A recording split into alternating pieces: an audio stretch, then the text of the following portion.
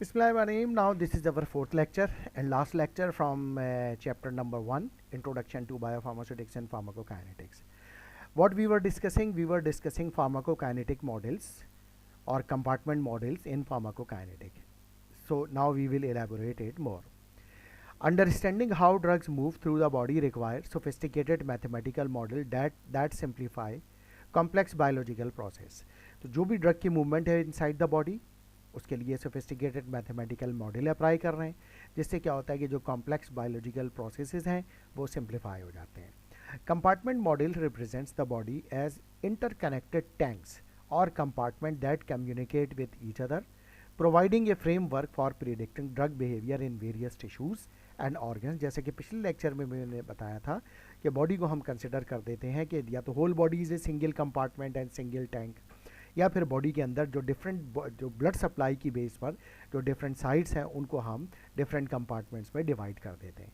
कि वो साइड जहाँ पे blood highly perfuse blood area जो कि सेंट्रल कंपार्टमेंट या कंपार्टमेंट 1 है, फिर उसके बाद जिसमें उससे कम होती है ब्लड सप्लाई जो उसको टिश्यू कंपार्टमेंट कहते हैं या सेकंड कंपार्टमेंट कहते हैं, और सबसे लास्ट में वो जो जिसके अंदर ब्लड सप्लाई सबसे कम होती है उसको थर्ड कंपार्टमेंट भी कहते हैं और डीप टिश्यू कंपार्टमेंट भी कहते हैं.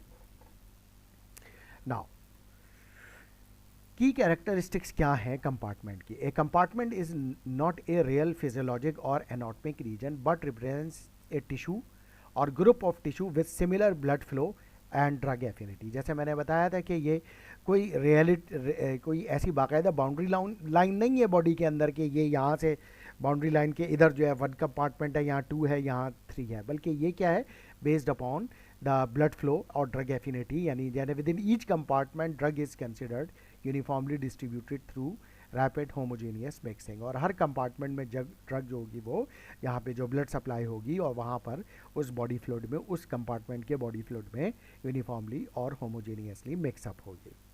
The concept assumes each compartment is well stirred, meaning drug concentration represents an average and every drug molecule has an equal probability of leaving the compartment.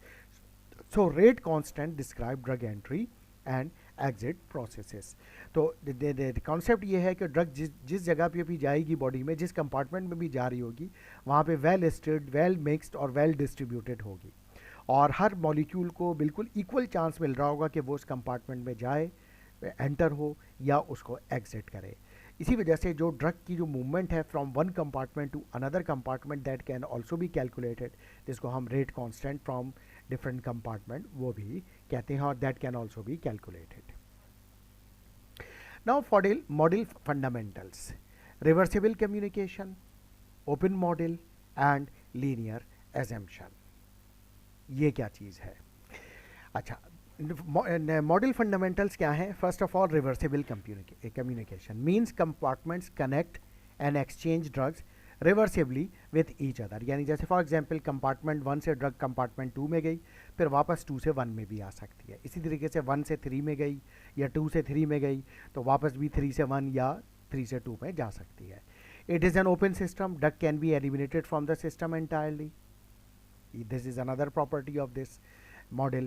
Linear assumption, models use linear differential equation for calculation, means के integration की जो हम calculus होती है जिसमें integration और differentiation होती है that can be applied here और मैथमेटिकल मॉडल में वो अप्लाई की जा सकती है. These models provide pharmacokinetics with practical tools for predicting drug behavior. So these models can provide pharmacokinetic behavior of the drug और predict किया जा सकता है कि ड्रग का जो है वो बिहेवियर बॉडी में कैसा होगा. ये टूल्स जो होंगे वो हेल्प आउट कर रहे होंगे. The system remains open because elimination organ like kidneys and liver remove the drug from the body. तो ओपन सिस्टम इसी वजह से इसको कह रहे हैं कि क्योंकि ब्लड जो है वो highly perfused tissue like kidney और लिवर में भी जाता है जहाँ से ड्रग एलिमिनेट होती है. Linear differential equation from the mathematical foundation enabling prediction of drug concentration change over time. तो ये जो लीनियर डिफरेंशियल इक्वेशंस होती हैं जो कि मैथमेटिक्स से आती हैं, मैथमेटिकल इक्वेशंस होती हैं, ये हमें प्रिडिक्शन देती हैं कि ड्रग की कंसंट्रेशन ओवर द टाइम क्या होगी, यानी चेंजेस क्या आ सकते हैं ड्रग की कंसंट्रेशन में. अच्छा, अगर हम मॉडल्स के नाम की जो डिफरेंट मॉडल्स हैं इनके नाम की बात करें, the first model is called mammillary model. ये मॉडल क्या है?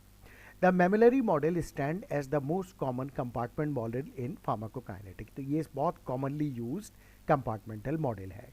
It provides a simple way of grouping of all tissue into one or more compartment that communicated with central और प्लाज्मा कंपार्टमेंट। तो ये वही है जैसे मैंने आपको बताया कि सेंट्रल कंपार्टमेंट और प्लाज्मा, या जिसको प्लाज्मा कंपार्टमेंट भी कहते हैं या कंपार्टमेंट 1 भी कहते हैं, वो कनेक्टेड होता है दूसरे बॉडी के कंपार्टमेंट यानी सेकंड कंपार्टमेंट और थर्ड कंपार्टमेंट से।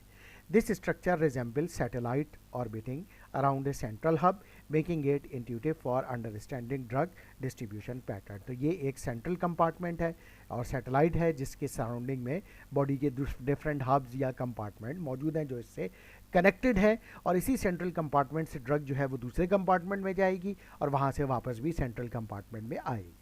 सो central compartment represents plasma and highly perfuse tissues, जैसा मैंने बताया।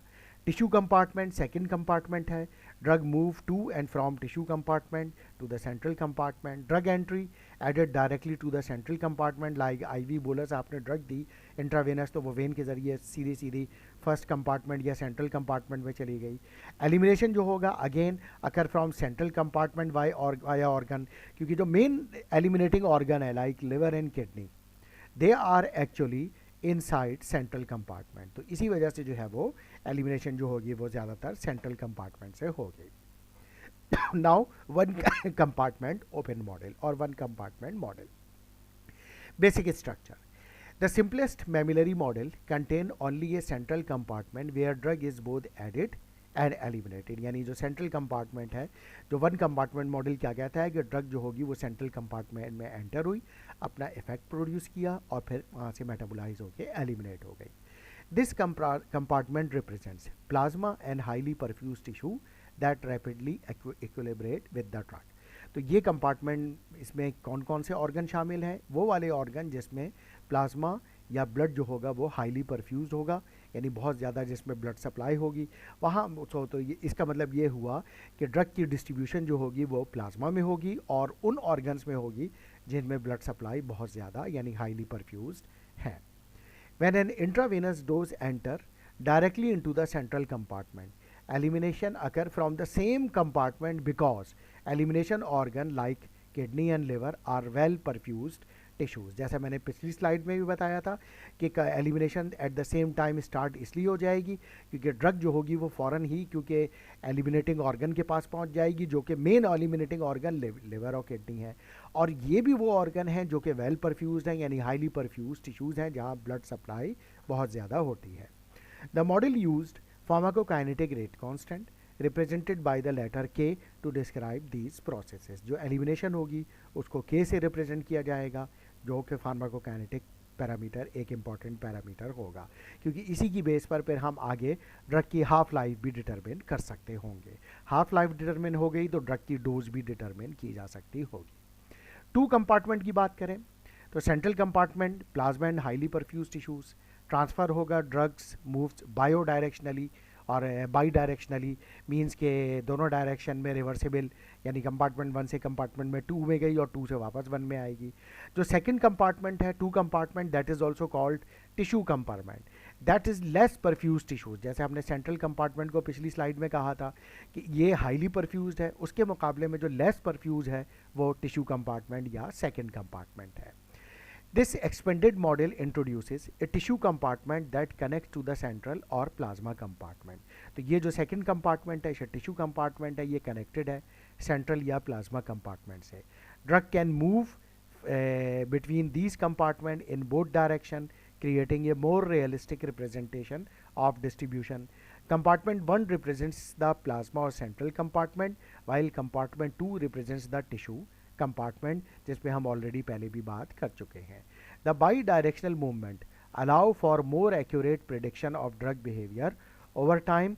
तो with the passage of time ये जो बाई डायरेक्शनल मूवमेंट है कि इट मीन्स कि ड्रग की movement from central compartment to tissue compartment and tissue compartment के बाद वापस सेंट्रल कंपार्टमेंट में in order to have elimination of the drug.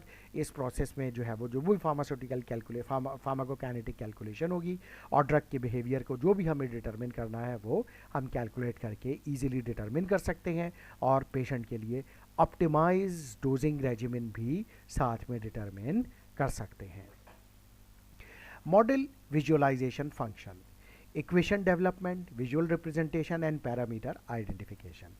Equation development enable pharmacokinetics to write differential equation describing drug concentration changes in each compartment।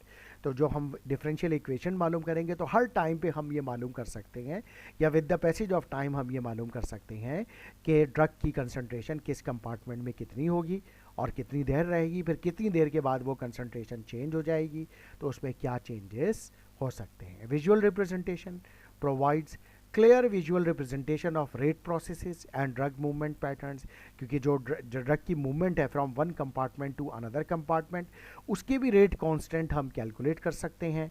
तो उस वजह से जो हमें मूवमेंट पैटर्न है ड्रग के वो भी मालूम हो जाएंगे। जो रेट प्रोसेसेस हैं यानी कितने टाइम में ड्रग मूव कर रही है from one compartment to another compartment अपना थेरेप्यूटिक इफेक्ट प्रोड्यूस करने के बाद, वो भी हम मालूम कर सकते होंगे। तो ये भी विजुअल रिप्रेजेंटेशन हमें मिल रही होगी।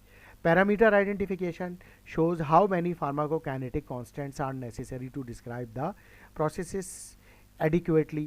तो जो भी हमें इनकी प्लॉटिंग के ज़रिए इनकी मैथमेटिकल जो डिफरेंशियल इक्वेशंस हैं और इंटीग्रेटेड इक्वेशंस हैं उससे जो जो हमें इंफॉर्मेशन मिल रही होगी उससे हम बहुत सारे डिफरेंट टाइप के कॉन्स्टेंट्स भी मालूम कर सकते होंगे, जो आगे के चैप्टर में हम क्लियरली पढ़ रहे होंगे। So these three functions work together to create comprehensive understanding। यानी ये जो equation development, visual representation and parameter identification, तो ये कॉम्प्रिहेंसिव अंडरस्टैंडिंग यानी ड्रग की फार्माकोकाइनेटिक बिहेवियर की अंडरस्टैंडिंग में हेल्प आउट कर रहे होंगे। The visual model serve as blueprint for mathematical equations, यानी ये जो विजुअल मॉडल जो होगा ये मैथमेटिकल इक्वेशन को क्वालिफाई कर रहा होगा, while clearly showing which rate constant represents by the letter K are needed to accurate prediction। और ये भी मालूम हो जाएगा कि ड्रग का एलिमिनेशन रेट कांस्टेंट क्या है K, और उससे एक्यूरेट प्रिडिक्शन हम क्या ले सकते हैं और दूसरे फार्माकोकाइनेटिक पैरामीटर्स कैसे डिटरमिन कर सकते हैं। कैटेनरी मॉडल, अच्छा मेमिलरी मॉडल के बाद हमारे पास एक और मॉडल होता है which is called catenary model. ये क्या है, स्ट्रक्चर एंड लिमिटेशन इसकी क्या है। The catenary model consists of compartment joined to one another like train compartment connected in a series। तो यानी ये मॉडल जो है ये भी एजम्पशन बेस है। ये कहता है कि बॉडी की कंपार्टमेंट जो है वो ऐसे नहीं है कि सेंट्रल कंपार्टमेंट एक सैटेलाइट कंपार्टमेंट है और बॉडी के सारे कंपार्टमेंट जो हैं कंपार्टमेंट 2, 3 और अगर 4, 5 भी हैं तो वो सब उस सेंट्रल कंपार्टमेंट से लिंक है। बल्कि ये कहता है कि नहीं ऐसा नहीं है, फर्स्ट कंपार्टमेंट होगा उसके पीछे सेकंड कंपार्टमेंट, फिर थर्ड, फोर्थ, फिफ्थ, यानी जितने कंपार्टमेंट हम बनाना चाहें बेस्ड अपॉन ब्लड परफ्यूजन वो हम बनाते चले जाएं, और इस तरीके से इसको हम कैटेनरी मॉडल कहते हैं। This contrast with the mammillary model satellite like arrangement around a central hub, यानी ये उसके बरक्स है, कंट्रास्ट है लाइक मेमिलरी मॉडल जो कि हम पहले अभी डिस्कस कर चुके हैं। Because the catenary model does not reflect how most functional organs connect directly to plasma, so it sees limited use in pharmacokinetics। अब इसकी ये क्योंकि लिमिटेशन है कि मोस्ट फंक्शंस ऑर्गन्स जो कनेक्ट है प्लाज्मा से उसको ये क्लियरली रिफ्लेक्ट नहीं करता, इसी वजह से इसकी जो फार्माकोकाइनेटिक एप्लीकेशन है वो बहुत ही लिमिटेड है। द मेमिलरी मॉडल जो हम अभी पढ़ चुके हैं पहले, actual physiologic connection and making it the preferred choice for most application, लिहाजा उसी वजह से जो मेमिलरी मॉडल है उसकी सबसे ज़्यादा एप्लीकेशन है फार्माकोकाइनेटिक में और उसी मॉडल को सबसे ज़्यादा यूज़ किया जाता है फार्माकोकाइनेटिक पैरामीटर एस्टिमेशन के लिए। So this is catenary model. Catenary model के बाद हम आते हैं नेक्स्ट मॉडल पे which is physiologic pharmacokinetic model. It is also known as blood flow और परफ्यूजन मॉडल। अब क्या है ये, थोड़ा सा we need to elaborate it more. Blood flow distribution model describe data kinetically considering blood flow as the primary distribution mechanism to various body parts, यानी like mammillary, काफ़ी हद तक ये मेमिलरी मॉडल से मिलता है। तो इसमें जो है वो काइनेटिक यानी डेटा काइनेटिकली यानी कैसे ड्रग जो है वो डिफरेंट जो ऑर्गन्स हैं बॉडी में जहाँ पे ब्लड फ्लो है वहाँ पे किस तरीके से बॉडी पार्ट्स में डिस्ट्रीब्यूट हो रही है। इसके अलावा tissue binding, drug uptake into the organ determined by binding characteristics within these tissues। ये डिफरेंस है मेमिलरी मॉडल में और फिजियोलॉजिक मॉडल में, क्योंकि टिश्यू बाइंडिंग की बात वहाँ पर नहीं हो रही, या ड्रग अपटेक की बात वहाँ पर नहीं हो रही। कि जैसे कौन कुछ, जैसे फॉर एग्जांपल कुछ टिश्यूज़ या सेल्स होते हैं जिसकी ड्रग की बाइंडिंग एफिनिटी ज़्यादा होती है, और कुछ टिश्यूज़ ऐसे होते हैं जिसकी ड्रग की बाइंडिंग एफिनिटी लो होती है। तो डेफिनेटली जहाँ पर ड्रग की बाइंडिंग एफिनिटी ज़्यादा होगी वहाँ पे ड्रग की कंसंट्रेशन ज़्यादा होगी, और जहाँ जिस टिश्यू में ड्रग की बाइंडिंग एफिनिटी कम होगी वहाँ पर ड्रग की कंसंट्रेशन भी रिड्यूस हो जाएगी। इसके अलावा एक्चुअल वॉल्यूम्स, एक्चुअल वॉल्यूम की अगर हम बात करें, use actual tissue volume instead of estimated distribution volume. ये भी डिफरेंस है मेमिलरी मॉडल में और फिजियोलॉजिक मॉडल में, कि मेमिलरी मॉडल में हम जो है सिर्फ एस्टिमेट करते हैं कि ओवरऑल वॉल्यूम ऑफ डिस्ट्रीब्यूशन क्या है। इसमें ड्रग की कंसंट्रेशन टिश्यू के अंदर क्या है, यानी टिश्यू फ्लूइड में जो है, यानी टिश्यू में जो वॉल्यूम ऑफ लिक्विड है, यानी जो कि बॉडी फ्लूइड है, उसमें ड्रग की कंसंट्रेशन कितनी है वो हम मालूम करते हैं। तो ये भी एक डिफरेंस है between physiologic pharmacokinetic model and mammillary model. तो ये भी एक डिफरेंस है। लेकिन अगर हम again if we talk about the practicality, कि टिश्यू में नीडल इंसर्ट करके वहाँ से सैंपल लेना और फिर उसमें ड्रग की एस्टिमेशन डिटरमिन करना, वहाँ पे फ्लूइड कितना है उसको डिटरमिन करना, इट इज़ क्वाइट डिफ़िकल्ट। यानी प्रैक्टिकली जो है वो जब पेशेंट की बेड साइड होगी वो उस वहाँ पर ये जो होगी एक बहुत बड़ी लिमिटेशन के तौर पर हमारे सामने आ रही होगी। सो दैट इज़ वाई जो एप्लीकेशन है वो अगेन मेमिलरी मॉडल की सबसे ज़्यादा है। यानी अब हमने यहाँ पे देखे 3 मॉडल पढ़ लिए, mammillary model, catenary model and physiologic model. तो अगर हम प्रैक्टिकल पर्सपेक्टिव से देखा है तो सबसे ज़्यादा जो एप्लीकेशन हमें नज़र आ रही है फार्माकोकाइनेटिक मॉडल में वो मेमिलरी मॉडल की नज़र आ रही है रादर दैन कैटेनरी मॉडल और फिजियोलॉजिक मॉडल। एप्लीकेबल हैं all these things. Like for example अगर मैं कैटेनरी मॉडल की बात करूं, अगर कोई ड्रग ऐसी है जिसका बिहेवियर इस तरह का है कि उसको ओरली लिया गया और वो जीआई ट्रैक्ट से जाके एब्जॉर्ब हो गई तो सेंट्रल कंपार्टमेंट में चली गई, वहाँ से फिर वो टिश्यू कंपार्टमेंट चली गई, टिश्यू कंपार्टमेंट से पेनिट्रेट करते करते वो डीप टिश्यू यानी लाइक स्किन तक पहुँच गई, और फिर स्किन में स्वेट से एलिमिनेट हो गई, यानी लास्ट जो कंपार्टमेंट स्किन था वहाँ से एलिमिनेट हो गई। तो बिल्कुल ट्रेन की तरह के ये फर्स्ट कंपार्टमेंट से एंटर हुई, चलती गई और लास्ट कंपार्टमेंट से ड्रग बाहर निकल गई। तो यहाँ पर तो ये कैटेनरी मॉडल अप्लाई हो सकता है, but not in all cases. Like for example जैसे हमने ड्रग की बात की थी कि वो ड्रग जो कि किडनी या लिवर से एलिमिनेट होती हैं, वो तो किडनी और लिवर तो सेंट्रल कंपार्टमेंट में होता है, तो इसी वजह से ड्रग को वापस अपने जो डिफरेंट कंपार्टमेंट हैं वहाँ से मूव बैक करके सेंट्रल कंपार्टमेंट में आना पड़ेगा और फिर जाके ये ड्रग एलिमिनेट होंगी।